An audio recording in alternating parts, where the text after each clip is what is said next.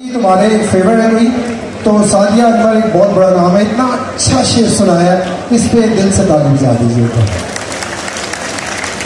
सदा रूपोश रहते हैं वो पत्थर, सदा रूपोश रहते हैं वो पत्थर, इमारत जिनके कांधों पर खड़ी है।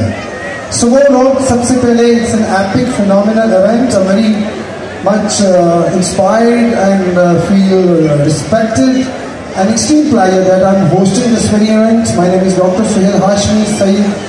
Sadia Anwar is my co-host, a wonderful host. After a long time, we are together again on the stage, and this is a mega show after this Bari Eid and Bada show.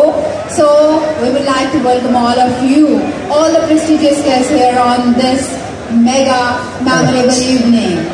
Yes, and especially in Tariq Takfu, किसी तारुफ का मोहताज नहीं है, family किसी तारुफ की मोहताज नहीं, पूरी पाकिस्तानी फिल्म इंडस्ट्री बेस करती है इनके जवानों पर। उन्होंने ये इंतहाई मुश्किल और कठिन मरहला बड़े ही खुश उसलूबी से अंजाम दिया है।